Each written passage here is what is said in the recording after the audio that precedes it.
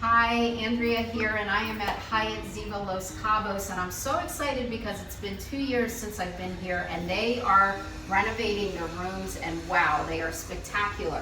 So we'll take a quick peek in the bathroom, but I really want you to see the newly renovated rooms. They're gorgeous, light, bright. What a difference. This feels like Hyatt Ziva, the brand to me. So very bright and light. You'll have either a king or 2 double beds. Lots of space here. This king is going to have a sofa bed, so that's wonderful.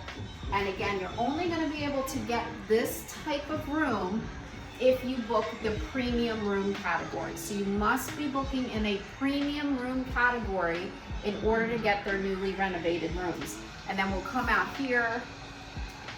This is gorgeous. So lots of activity going on right now.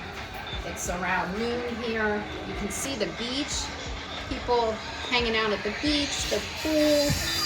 They're getting ready for a wedding tonight, so they're setting up for a private event. And you can hear the saws. That's all the work they're doing. They are updating some areas of the resort, and they're updating the rooms. So again, Hyatt Ziva Los Cabos. Absolutely gorgeous, excited to be here.